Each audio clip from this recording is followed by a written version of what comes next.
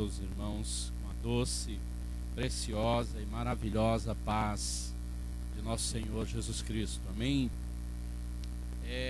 Abra, por favor, a sua Bíblia no Evangelho segundo escreveu Lucas, capítulo 24.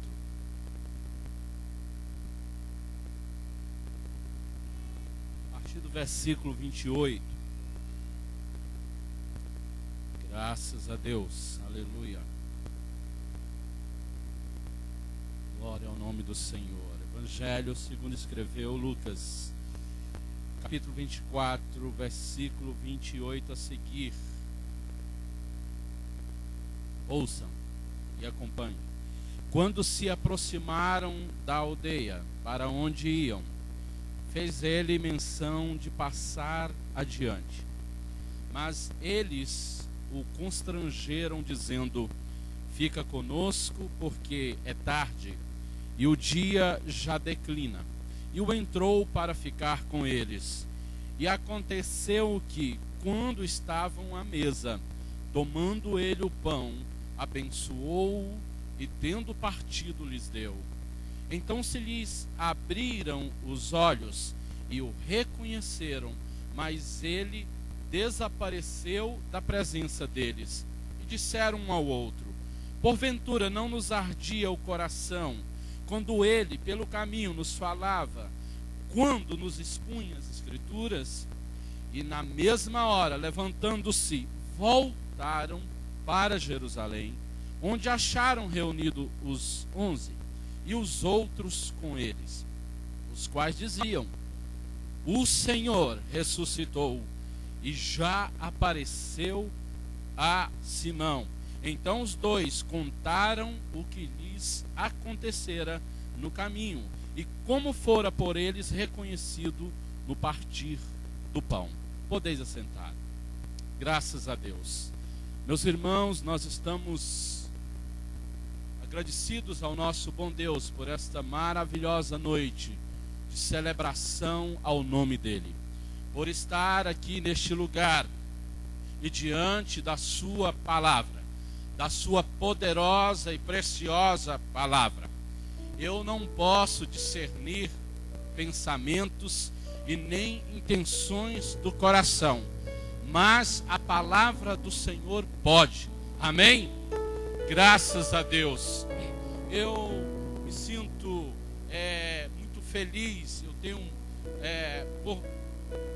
sou sempre agradecido ao nosso Deus por termos a palavra do Senhor em nossas mãos.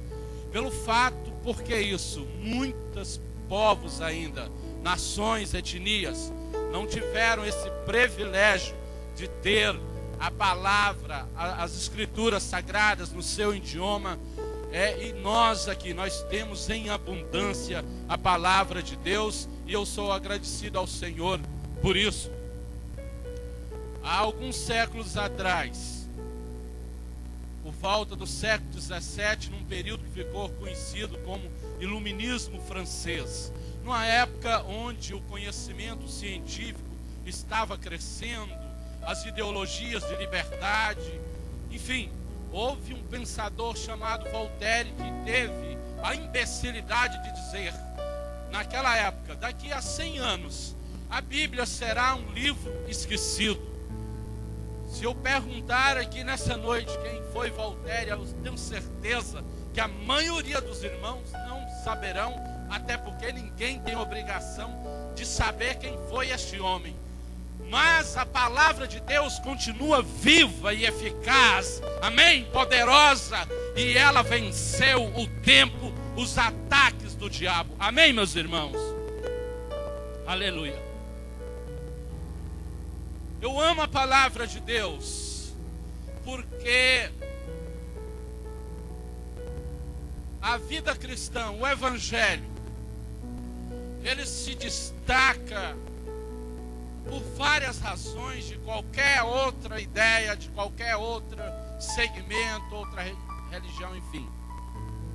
Não é necessariamente pelos milagres contidos nas Escrituras.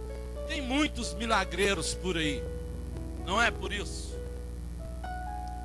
Não é necessariamente por essa razão. Uma das maiores e a mais forte razão que diferencia o Evangelho de qualquer outra ideia, de qualquer outra coisa. Antes de falar sobre qual esse maior diferencial, eu quero deixar bem claro aqui que não são os milagres, não é nem inclusive o fato de Jesus ter ido à cruz, porque no mundo aí fora muitos se dão a vida, há muitos mártires por aí. Nós vemos na televisão aquele pessoal do Hamas, eles se entregam as suas vidas e se matam, se tornam mártires por aquilo que eles acreditam. Mas há algo maravilhoso, extraordinário que diferencia o Evangelho. É porque em nenhum outro lugar, em nenhum outro segmento, em nenhuma outra religião, enfim, o seu líder ressuscitou. Amém, meus irmãos? A ressurreição, sem dúvidas nenhuma, é o maior diferencial do cristão, da vida cristã. E nesta noite eu gostaria de compartilhar com os irmãos esse fato. O próprio Lucas, em Atos, no capítulo 1, ele registra que, ele ensina que por aproximadamente 40 dias, Jesus, depois da ressurreição, ele apareceu por várias vezes a várias pessoas, aos seus discípulos.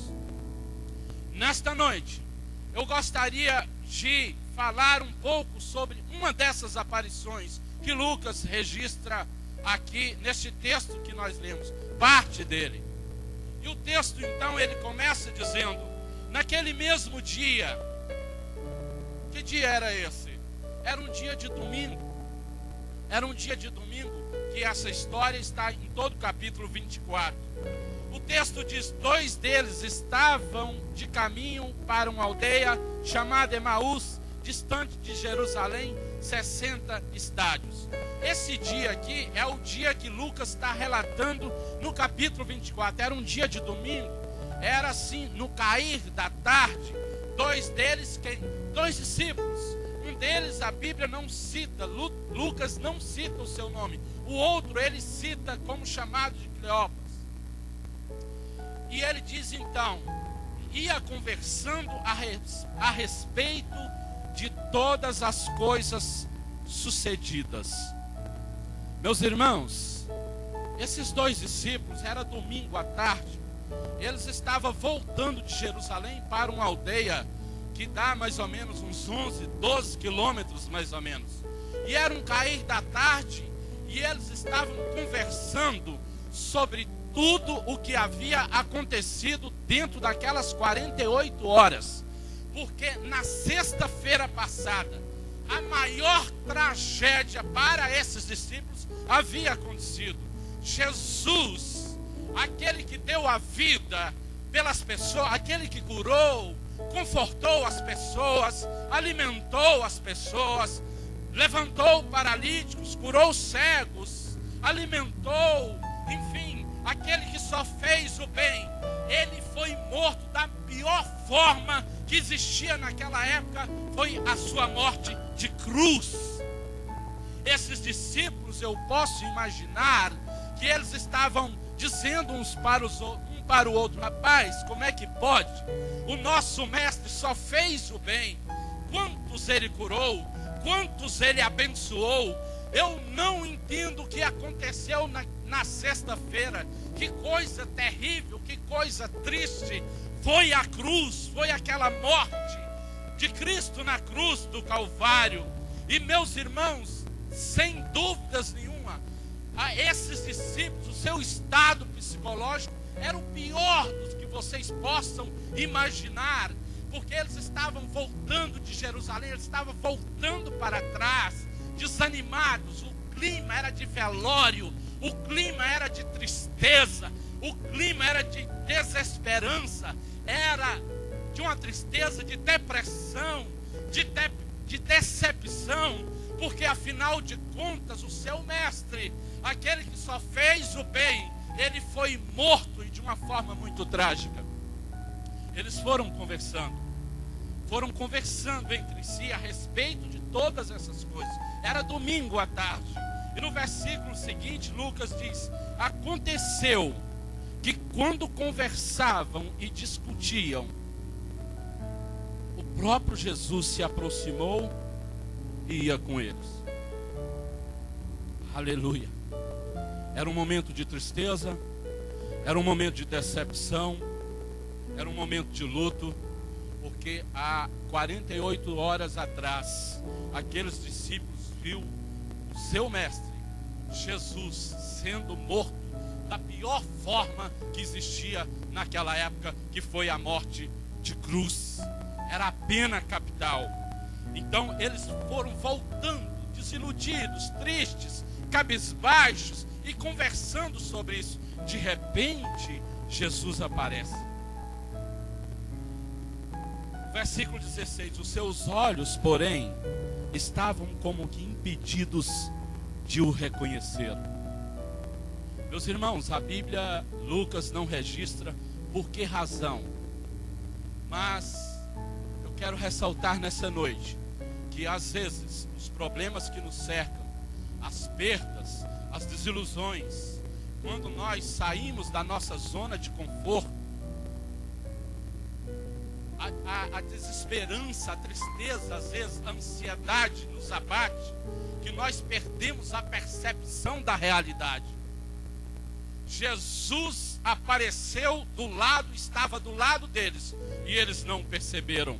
Eu não sei como é que está a sua vida, eu não sei como é que você está pensando aí na segunda-feira, amanhã, daquele problema que você tem que resolver. Mas às vezes, e como foi ressaltado aqui, pastor Gilmar, eu também já fui assaltado, e é um negócio terrível, e na hora ali, a gente dá um blackout, dá um pane, é um negócio assim, muito terrível, é um negócio triste, mas Jesus chega na hora certa. Aleluia. Jesus chegou e se colocou do lado daqueles dois homens tristes, voltando para trás, voltando para aquela aldeia, mas eles não o reconheceram. O que eu aprendo com isso, que às vezes a nossa ansiedade, a nossa dificuldade, os problemas nos afogam, nos abafam de tal maneira que nós perdemos a visão. Nós não vemos, enxergamos Jesus do nosso lado. A Bíblia registra: os seus olhos, porém, estavam como que impedidos de o reconhecer. Os seus olhos, meus irmãos, nós somos guiados, nós somos o resultado da nossa visão das coisas. E existem vários exemplos na Bíblia que ilustram isso. Vou citar aqui pelo menos uns 3. Abraão, em um determinado momento, ele passou a decisão de escolher um lugar para o seu sobrinho Ló. Abraão era mais velho, era o tio, ele tinha o total direito de tomar aquela escolha primeiro.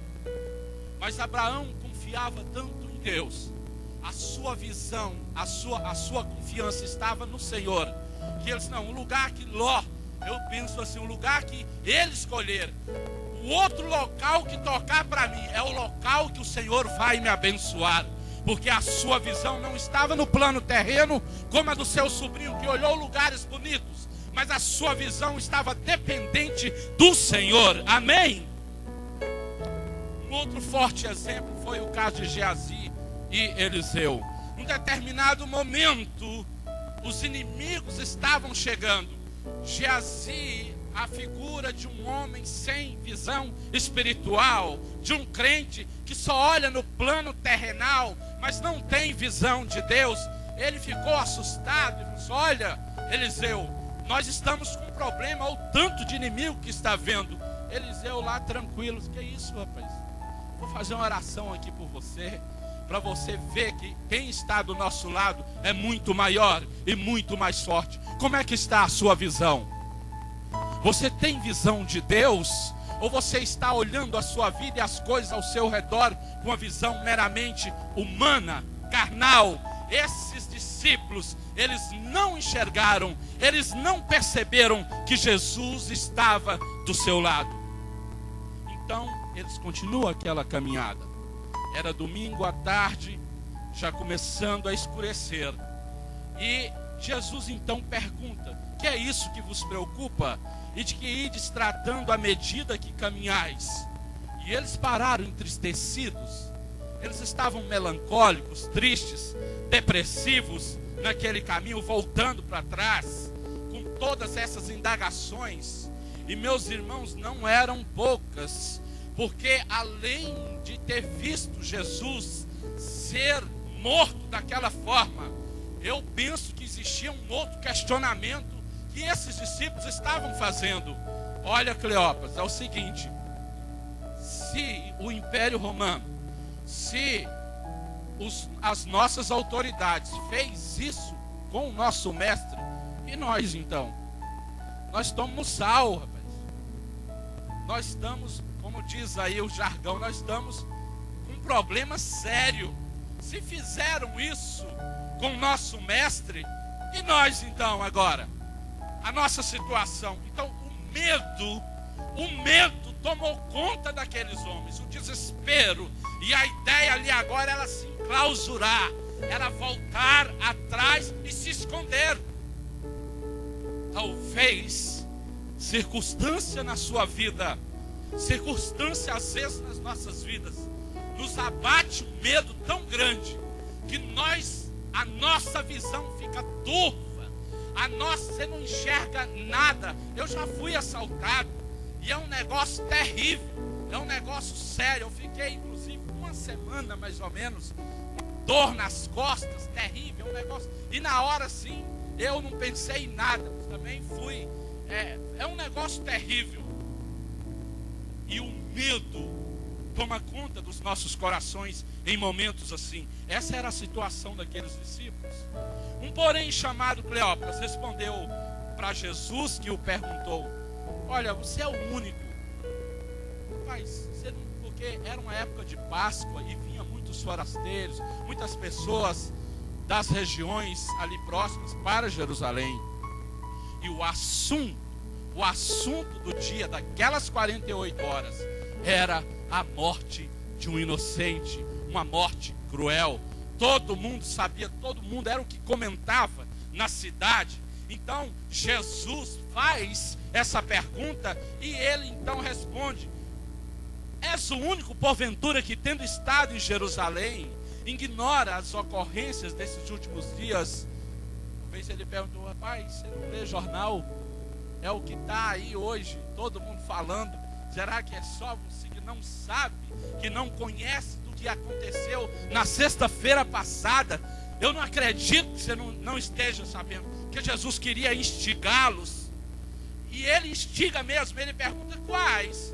E eles explicaram: olha, o que aconteceu foi o seguinte: Jesus o Nazareno, que era varão profeta, poderoso em obras e palavras, diante de Deus e todo o povo. E como os principais sacerdotes e nossas autoridades o entregaram para ser condenado à morte e o crucificaram. Meus irmãos, ouça isso aqui agora. Eles disseram: olha, nós esperávamos. Ele falou aqui em esperança. Nós esperávamos que fosse ele quem havia de redimir a Israel. Meus irmãos, nós estamos vivendo dias difíceis, onde o entendimento de evangelho de muitos crentes está fazendo eles mesmos se frustrarem.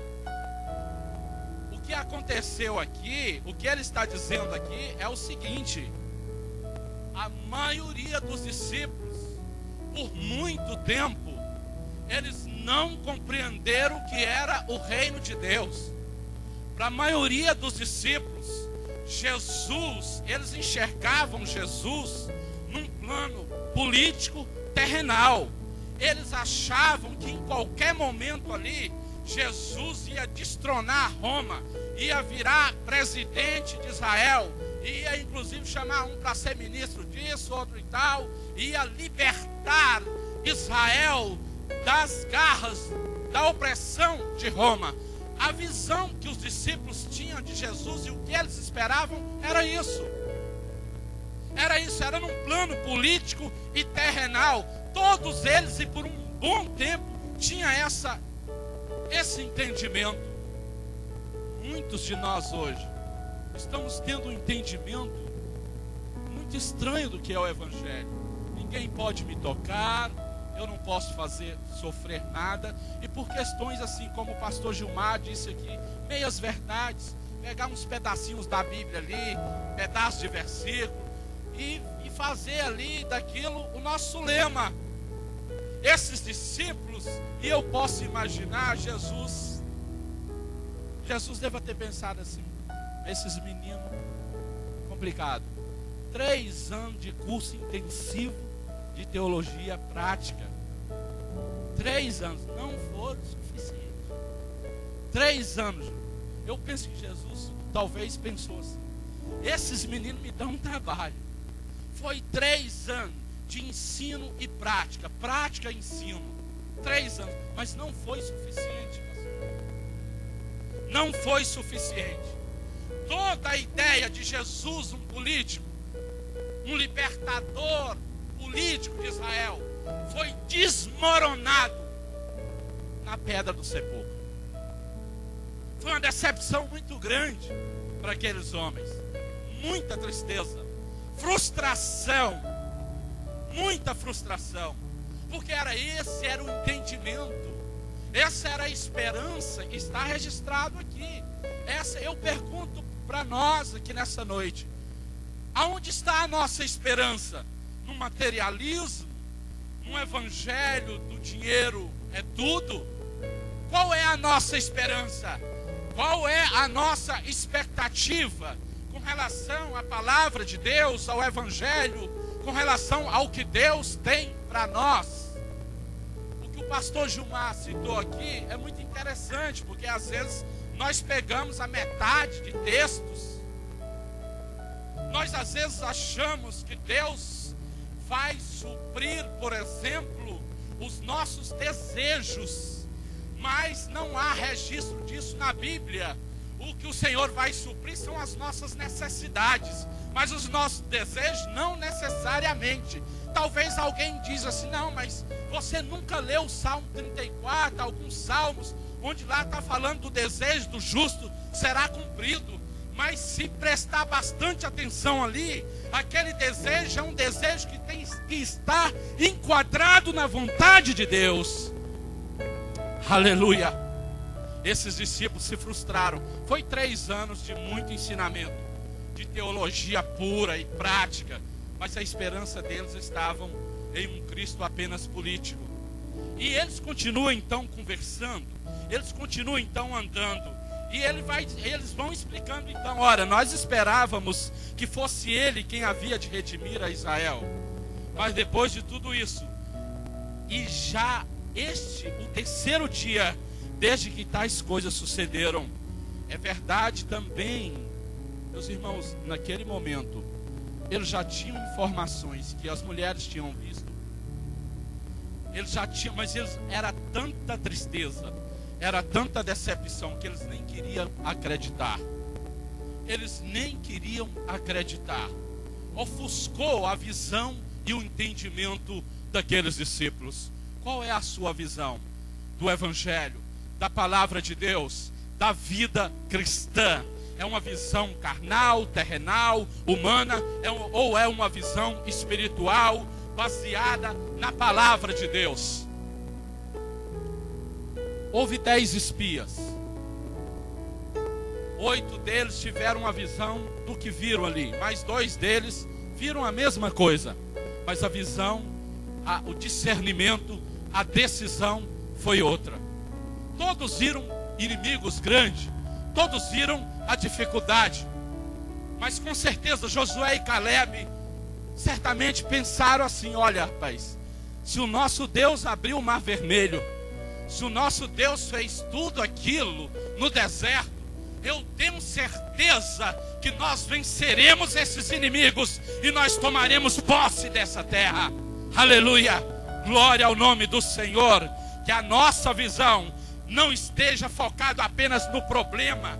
A visão desses discípulos, meus irmãos, estava naquela sexta-feira fatídica, trágica, horrorosa, que foi a morte ultrajante de Jesus Cristo. Eles já estavam no domingo, mas a mente deles, eles estavam ainda naquela sexta-feira, e a visão deles estavam naquele momento de muita dificuldade. Eles vão caminhando, e aí o diálogo vai aumentando. E ele diz: de fato, alguns dos nossos foram ao sepulcro e verificaram a exatidão do que disseram as mulheres, mas não o viram. Aí Jesus disse então: olha, nécios, tardos de coração para crer tudo que os profetas disseram. Porventura não convinha que o Cristo padecesse e entrasse na sua glória? Jesus então aqui agora começa uma aulinha, porque os 3 anos foi muito pouco. Ele então começa por Moisés, discorrendo por todos os profetas, expunha-lhes que ao seu respeito o que constava em todas as escrituras. Eu não sei, a Bíblia não registra, Lucas não registra quais os textos que Jesus citou, mas Jesus mostrou que tudo que está no Antigo Testamento, tudo ali os profetas, ou de forma às vezes direta, ou pelo menos de forma metafórica, simbólica, apontava para Cristo, para a crucificação, mas também para a ressurreição, para a vitória de Jesus sobre a morte. Amém, meus irmãos? Eles iam caminhando, a caminhada ia continuando, e já estava meio tarde, quando se aproximaram da aldeia para onde ia. Jesus fez menção que ia passar adiante, mas eles os constrangeram dizendo: fica conosco, porque é tarde e o dia já declina. Esses discípulos aqui, eles têm algumas lições boas. Foram hospitaleiros. Eles convidaram Jesus para entrar naquele lugar, porque já estava escuro, e caminhar naquela época sem energia era perigoso, salteadores, enfim, a estrada. Eles convidam Jesus para entrar. Eu quero dizer nesta noite que não importa a situação que estamos vivendo, circunstâncias de velório, eles estavam aqui vivenciando um velório, vivenciando uma perda irreparável. Nós temos perdas nas nossas vidas difíceis, são às vezes irreparáveis, são perdas cruéis que nos abatem, de ordem financeira, enfermidades, enfim, nos relacionamentos. Mas, meus irmãos, esses discípulos nos ensinam a convidar Jesus, aleluia, naquele momento turvo, naquele momento negro da vida daqueles discípulos, eles nos dão uma lição de convidar Jesus para entrar. Amém, meus irmãos? E eles fizeram assim, e nos dá essa grande lição. Quando se aproximaram da aldeia por onde iam, fez ele menção, sim, de passar adiante. Então, aqueles discípulos constrangeram Jesus a ficar. E ali, meus irmãos, Jesus, ele faz algo meio incomum, porque é ele que toma a iniciativa de pegar o pão e partir. Ele estava sendo convidado, deveria ser aqueles 2 discípulos, mas ele toma essa iniciativa. E a Bíblia diz que naquele momento do partir do pão, eles o reconheceram. Ontem nós estivemos aqui numa noite maravilhosa, e isso fala um pouco desse momento da ceia.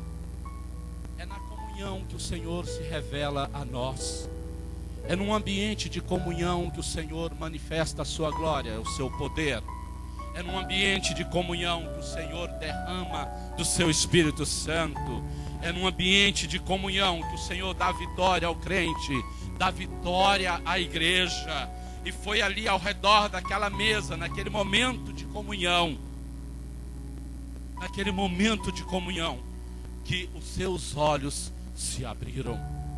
Eles reconheceram Jesus. Isso é uma grande lição espiritual para nós. Nós vivemos dias de individualismo, dia de muita competitividade, e essa palavra união chega a ser algo estranho nos nossos dias. Mas é nesse ambiente que o Senhor quer mudar as nossas vidas. É nesse ambiente que o Senhor quer se revelar a nós. É nesse ambiente que Ele quer mudar o nosso quadro de decepção, às vezes, de tristezas, de perdas, de depressões, de frustrações. E eu não sei quais são as suas perdas, as suas tristezas, porque esses discípulos, eles haviam perdido o chão, meus irmãos. Eles saíram da sua zona de conforto e eles estavam então agora voltando. Eles estavam, com outras palavras, desistindo do ministério, desistindo de ser crente, desistindo da vida cristã. Há momentos na nossa vida que nós pensamos em voltar atrás. Sim. E eu não sei se isso passou pela sua mente por esses dias, mas se aconteceu, eu quero dizer para você que Jesus está do seu lado. Aleluia! Jesus está do nosso lado. Jesus chega na hora que o médico diz não. Jesus chega na hora da escassez. Jesus chega na hora da nossa incompetência, da nossa fraqueza, da nossa vulnerabilidade. Jesus chega no momento da depressão profunda. Eu não sei se tem alguém aqui que está tendo que tomar remédio de tarja preta para dormir, para acalmar seus nervos diante dos problemas que você está. Mas nessa noite, na autoridade da palavra de Deus e do Espírito Santo, eu quero profetizar que Deus vai te dar uma visão nova. Não é a visão da sexta-feira, das perdas, da tragédia. Jesus diz, não, amigo, Ele não diz, mas isso está aqui, nós podemos entender assim. Existe uma outra notícia, uma notícia mais recente do que essa. É vocês que estão desatualizados, porque o sepulcro está vazio. Eu venci a morte, a vitória chegou. Aleluia. Muitos de nós estamos desatualizados.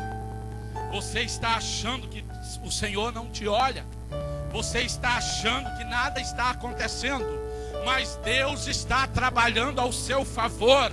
Você saia nessa noite da sexta-feira do medo, da sexta-feira dos traumas.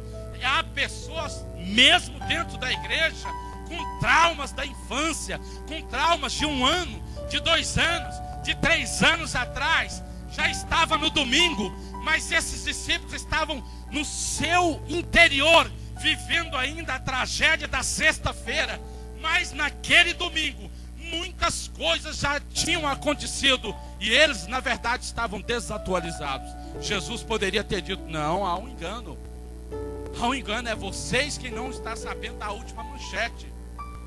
A última manchete foi a maior de todas, é que eu venci a morte. É que o sepulcro está vazio. Aleluia, e a vitória sobre a morte está garantida. E eu estou aqui do lado de vocês. Eu não deixarei os órfãos nem só. Porque a sensação foi essa, de abandono. Eles estavam se sentindo órfãos, desamparados, sobretudo com muito medo. O que é que está te causando tanto pavor? A economia? O diagnóstico do médico? Dificuldades no relacionamento que você acha insolúveis? Emocionais? Relacionamentos, filhos, parentes? O que é que está te causando tanto medo que você perdeu a visão que você tem um Deus que conduz a história, que está no controle da sua vida, aleluia, e que não te deixa só, amém, meus irmãos, aleluia. A ressurreição é o maior diferencial do Evangelho. Todos os grandes líderes da história fizeram milagres, muitos deles deram a vida, foram mártires, mas nenhum ressuscitou, ninguém. O único que ressuscitou foi Jesus. Se coloque de pé, se coloque de pé. E eu não sei qual tem sido a sua visão. Talvez ela está tão ofuscada por problemas que você só vê aquele problema. Já é domingo, mas você está na sexta-feira ainda. Aquilo te causou tanto trauma, aquilo te deixou com tanto medo, que nós às vezes não conseguimos pensar em outra coisa a não ser naquela dificuldade, naquele pavor, naquela ansiedade. A ansiedade dos discípulos lhe causaram um medo tão grande que embotaram as suas mentes. Eles esqueceram das promessas de Deus, eles esqueceram de tudo que Jesus tinha ensinado, eles esqueceram do Antigo Testamento, do Novo Testamento, das promessas. Às vezes, meus irmãos, eu já me vi em situações assim. Os problemas foram tão grandes que eu não pensei em mais nada.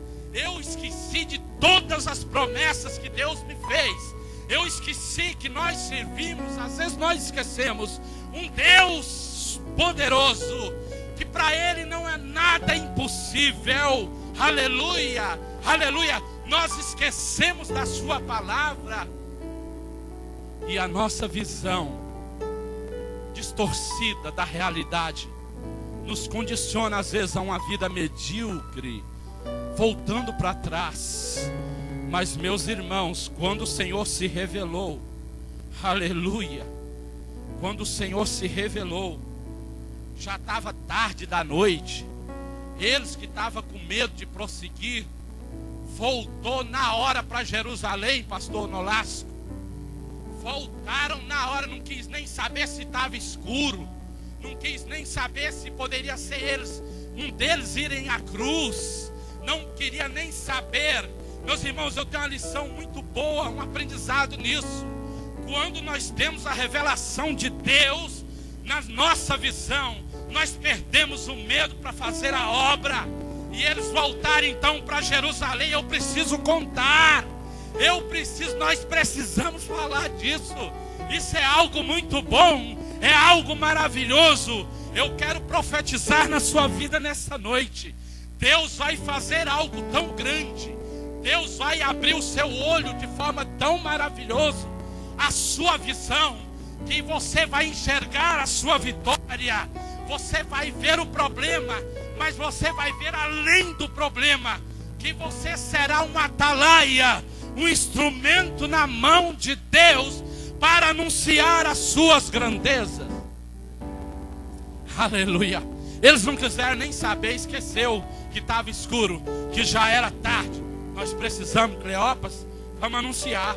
Essa notícia é muito boa, é verdade. Jesus ressuscitou, Ele apareceu para nós. Nós não estamos sozinhos.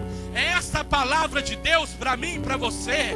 Mediante as circunstâncias da vida, seja elas quais forem, a nossa visão tem que estar em Cristo, na sua palavra, nas suas promessas, porque Ele cuida de você. Aleluia.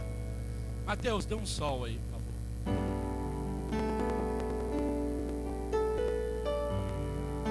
Aleluia. Aleluia.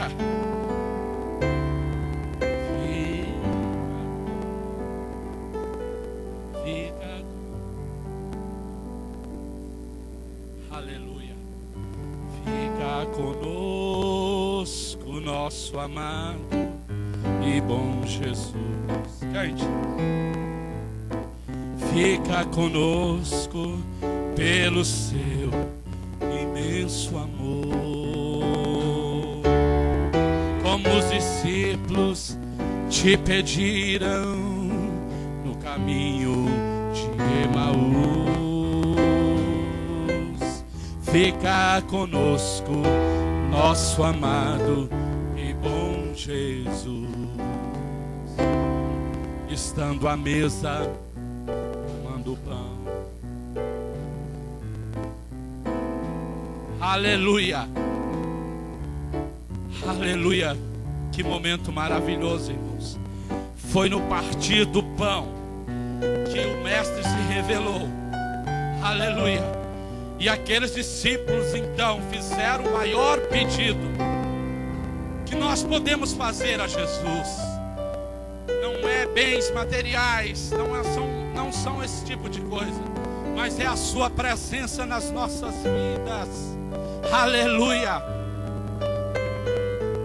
Fica conosco, Senhor. Fica conosco, imenso amor, como os discípulos te pediram. Aleluia! De Emaús,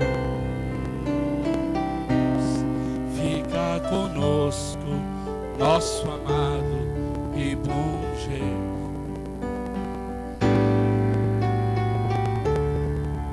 Você que nessa noite entrou nesta casa de oração, nós queremos te convidar para que você saia do seu lugar e venha aqui à frente, entregando a tua vida a Jesus, colocando a tua vida diante do Senhor.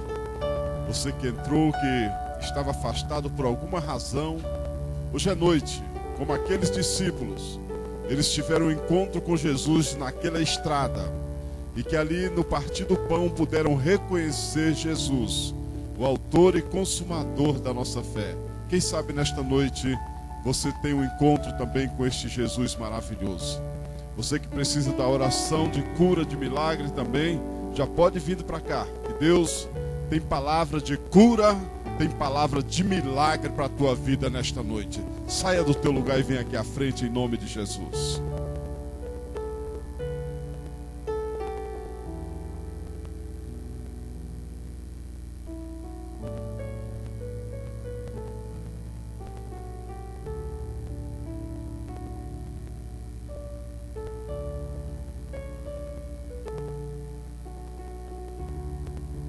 Há um pedido de oração que chegou agora de emergência, irmão do Diácono Cláudio Fábio, num acidente ali na Bahia, acidente grave, e está hospitalizado e pede oração da igreja. Nós vamos apresentar a vida dele agora,